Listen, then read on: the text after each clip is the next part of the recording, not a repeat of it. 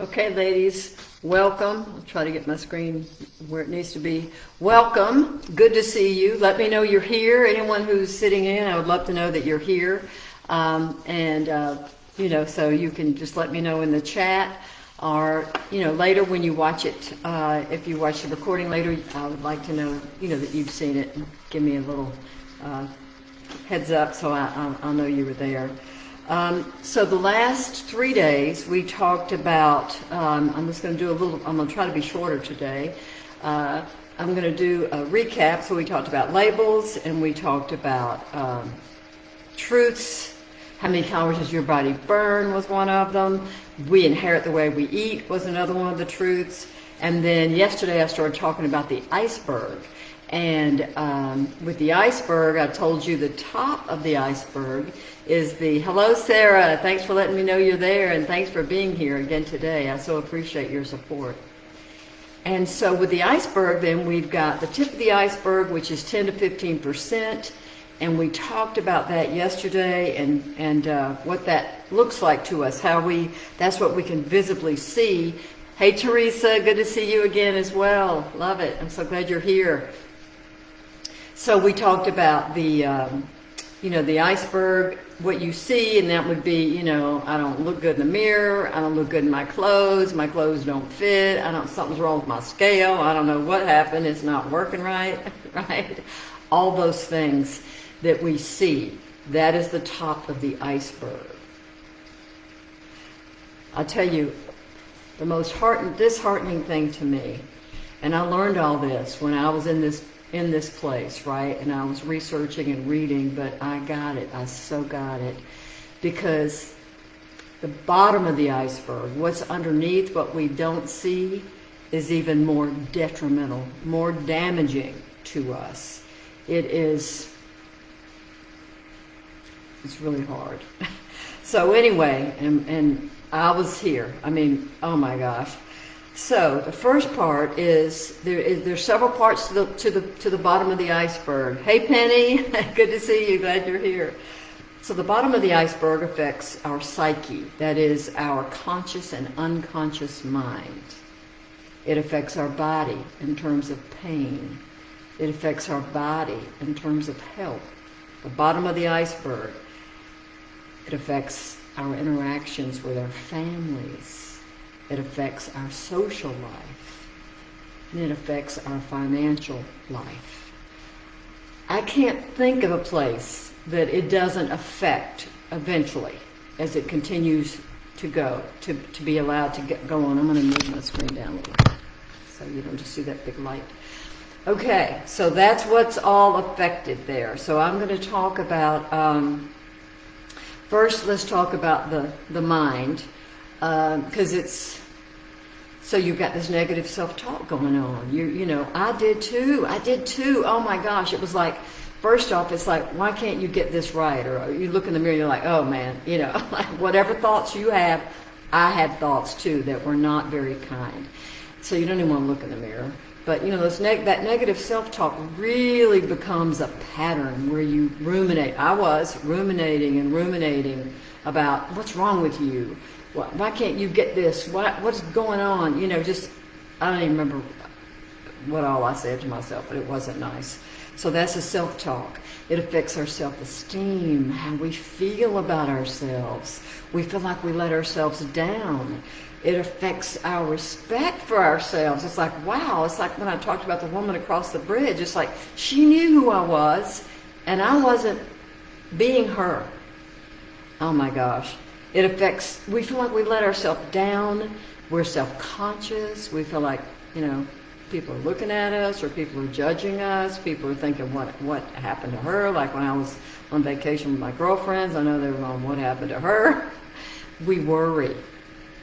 Could affect our sleep because we're worrying. It affected my sleep because I'm worrying. What am I going to do? I don't know the answer. I can't find the answer. I need an answer to this. Okay, that's on the bottom. Next comes the health. The first level of our health is stuff we can totally feel. I don't know how many women have told me this. My back kills me, right? My back hurts, my hips hurt, my knees hurt, my ankles hurt, down to my feet hurt. It's crazy. For me, it was my hips. So it's kind of hard to sleep. Not only am I worrying, what am I going to do? How am I going to stop this cycle? But my hips hurt because I'm heavier. My body's like, I'm kind of tired of carrying this weight, girl. You do something to get rid of it. So my hips would be hurting. So it was hard for me to sleep. So I've heard from so many women, sometimes it's that's why I said all those body parts, the back, the hips, the knees, all that. But you know, some women take a sleeping pill every day because they just have to knock themselves out so they can sleep because their body's so uncomfortable. Some women take a pain pill. Most days, some take them most days, some take some days, some take every once in a while, whatever. Sometimes they just give in and take a pill, and that's okay if you need it. But our bodies are not designed to take pills every day. Especially those kind of pills that we don't that are just knocking us out or making us not feel something.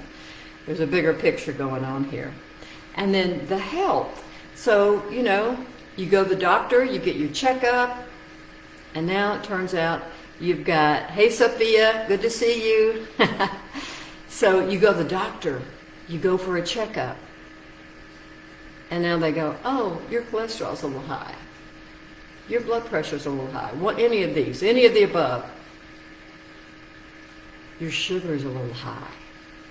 You're in the pre-diabetic place. And I'm telling y'all know that is not words we want to hear. That all of these can change your lives, but doggone it, that to be the sugar place is really not a good place to be. Give me a thumbs up if you can relate to this. And I'm going to tell you a story about one of the women I work with.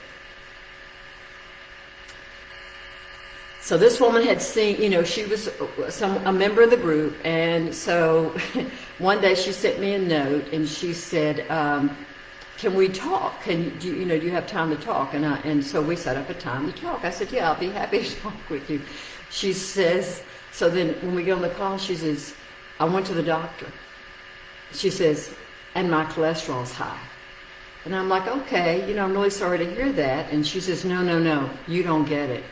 I'm 50 years old. High cholesterol is for people much older than me. Can you help me? That was how she talked. It was so funny. I'm like, oh my gosh. So that was her tipping point. Mine was like being at the beach with my friends and going, this is ridiculous. This has got to stop. But for her, it was like, I got to take high cholesterol. There's no way. So she said, I've got the pills. Like I have a prescription. I got the pills, but I don't want to take them. So anyway, she did, take them for a while we worked together. But eventually she got to a place where she didn't need to take them. All right. So I thought that was a funny story, though. Okay. Also, though, we lose respect for ourselves in a way, right? The longer it takes us to find a solution, the more frustrated we become.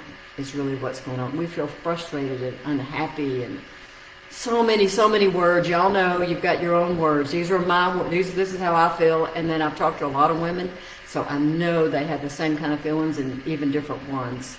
So we get disappointed in ourselves.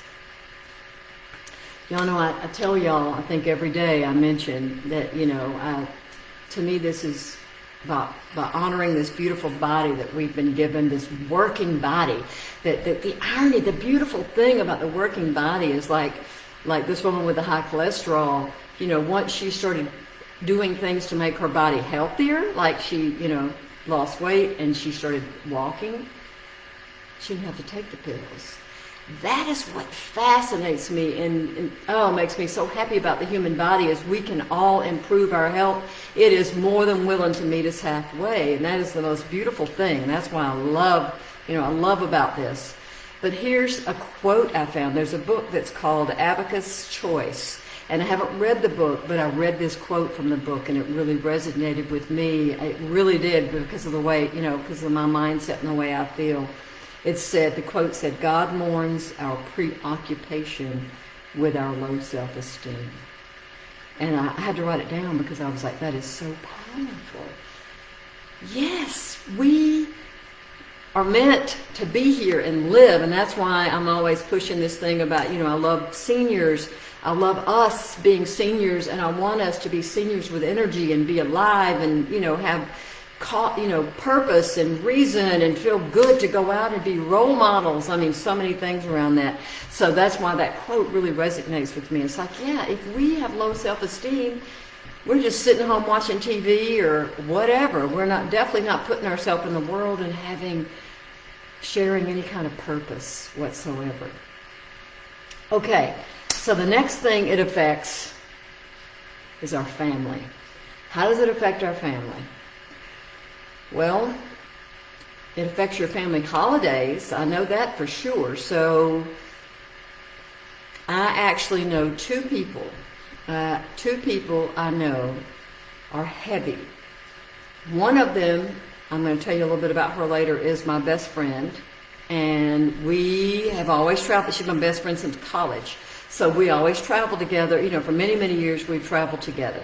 And she just kept getting bigger and bigger and bigger. The last decade, she just bigger and bigger and bigger. She's 58, I think. So anyway, 59. Anyway, we go and we get on, we're going on a trip. I can't remember where we're going at this moment. We get on an airplane, and she pulls something crazy out of her bag. And I'm like, what's that? And she goes, oh, never mind, it's nothing. And I'm like, no, I was curious because I couldn't figure out what is she doing. It really didn't, I couldn't register what was going on here. It was a seatbelt I don't know how big it was. I didn't look at the whole thing, but it was a seatbelt extender. I didn't even know they made those things, but she could not fit in the seatbelt. Thank God she fit in the seat, but she couldn't fit in the seatbelt on the plane. So she had ordered, I don't know where she got it, I didn't ask her. It was a source of embarrassment for her, without a doubt. And so once I realized what it was, I just let it go. But I'm like, wow, okay. Yeah, that might have been a tipping point, Anyway, I know a couple of people like that. She can no longer go on long trips. She has to fly first class now because of her weight, and as a result then that really limits the travel. So that happens in families. Like, she has a family, my other friend in this situation has a family too, so the whole family can't go if that one seat's $8,000 and everybody else is sitting in the peanut gallery in the back, right? The whole thing just doesn't fly. It just doesn't. No. So it affects our family, but also as women, we love, who doesn't want a grandchild? Maybe you don't, but most women would love to have a grandchild. But it's like, if you're in poor health and you're too heavy, can you get on the floor with your grandbaby? Can you lift your grandbaby out of a crib? You could probably hold the grandbaby in a chair, but beyond that, what all can you do? That is where this affects our family. It affects part of our joy, because we can't get as much enjoyment. And that grandchild grows up knowing, oh yeah, my grandmother was always sitting in a chair, or whatever. You don't have as much, you just, the authority that you have as a leader of the family just gets diminished over time, because you can't do things with the family. So then we have to choose vacations that are close to home so everybody can ride in the car or whatever. You've got your beautiful grandkids you want to spend time with, and then people have to plan their trips around you. So again, going with that situation, I know people who they're heavy. Now, if you have one of the sleeping machines, I get it. It would be great, CPAP, right? But nobody can sleep in the same room with you. We don't want to hear that. So then that means we have to get a bigger place to stay, because we can't have like a husband and wife, in the same room, who can't sleep together because somebody's got that machine. What happens? You start to feel insignificant. You start to feel, you kind of start disappearing from your family over time. I just want you to, this is crazy. And I'm going to tell you, at the end, I'm going to tell you a little story about this. Okay, the social life. Very similar to social life. You can't, you're not traveling with your friends anymore, not in the same way. You have low energy, so you don't want to do that much. You can't, like, I love to dance, even when I was heavier, I was dancing, right? But you know, you have more energy to dance when you're not as heavy. You're not carrying those extra pounds on the dance floor. You know, walk, go, you know, join a walking group. Those kind of things, it's harder to do the heavier you are. You avoid events. Like, the thought is the seat going to be big enough? I'm not kidding. The thought is, I think I remember that place, and they have really skinny seats. Okay, group trips, no. It's, you know, you're too isolated because you can't do what other people are doing. It really affects travel all the way around. So it affects your social life. Do you feel like going out and being part of things? Not as much. I don't feel as good. It goes back to yesterday's. I'm not liking the way I'm looking. And it affects our money. It affects our finances. And I never even thought about that till someone in the group said that to me. So Lystra, is it Lystra? I love that name. Graham, where are you from? I mean, where's that name from? I'm not familiar with that name. That's a good one. But and is that, did I pronounce it correctly? So welcome. I'm so glad you're here. So it affects our finances too. One of the women said to me, she goes, oh my gosh, I can't tell you how much money I've spent on, what did she say, on medication, on special, you know, specialists, doctors or specialists. And she said on procedures and equipment. And I'm thinking, wow, I never thought about that. Mine didn't get to the place where I had to go that deep. Just think about this, though, how much money that cost. And the point is, you could be using that money, saving that money, instead of spending on the doctor, using that money to take your grandkids somewhere cool, right? Or even you and your spouse, or just you and your girlfriends or whatever. You could use the money to travel or do, you know, join things you love or buy new clothes, you know, who knows. But anyway, I just thought that was interesting that she brought that up, and I thought, oh my gosh, you're right. It's definitely going to affect that. So then, I know where many of you are because I was there too. You know, I was there. That's my point. It's like, I was there. And that's why I know some of this. And then since I went there and I found that my answers and the solution that I could share with other people, so that's what I started coaching on. But since then, you know, I even know more because women share their stories, like what I just said about the medical stuff. That never occurred to me. So in the program, Weight Loss Success Formula, I can't control that phone. I won't answer it though, of course. But in the weight loss success formula, you know, I talk about things that are important that I never knew, like the mindset, habits, our self-talk. I give you ways to, you know, back out of that and have better, improved self-talk, all those kinds of things. So with the 31 Sneaky Ways, I basically am teaching you one new thing a day, the one tip a day, like I've been sharing with you, become a vegetarian and, you know, those kinds of things that I've been sharing this week. But also in the program then, I go to the bottom of the iceberg, because that is where the damage really is. That's where it affects our life, the biggest level.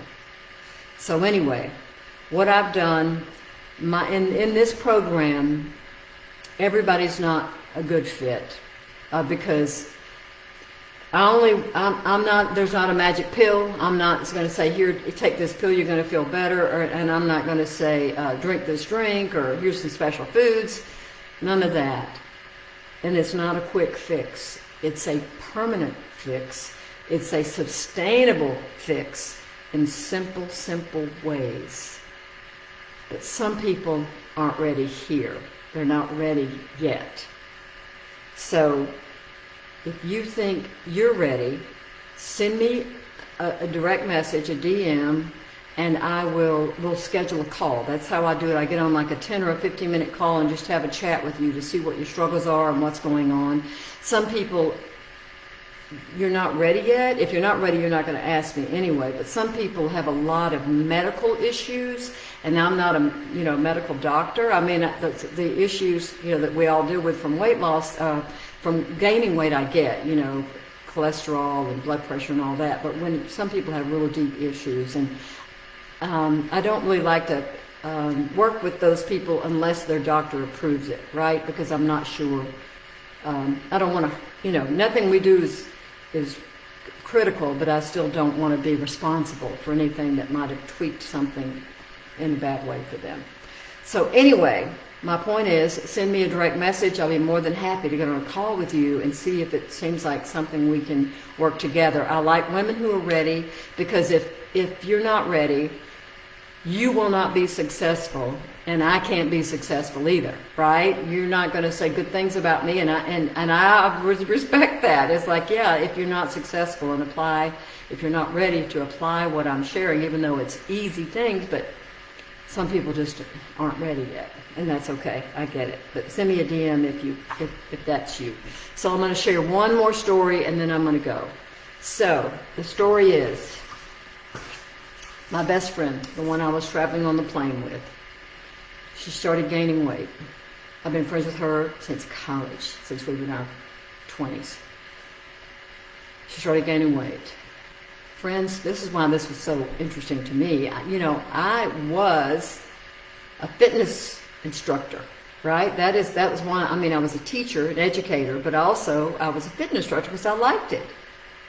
But and then I'm gaining this weight, and I don't know what to do. That's why it made it so tough for me. I'm like, geez almighty, I can't be teaching my fitness classes when, I'm breathing heavier than they are, right?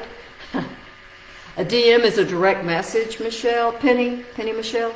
So you just write me like you're writing a note in Facebook to me. So you just go under, you can just put my name in there, and then you'll see how to write me a message. So thanks for asking. Yeah, you can just send me a personal message, a DM, direct message, or PM is personal message. So either way, thank you for asking. So this friend of mine kept gaining weight, and she knew I was a fitness, that this is kind of how I live my life. So about once a year, I would say, I can help you, right? And she would say, oh, I know, I'll figure it out.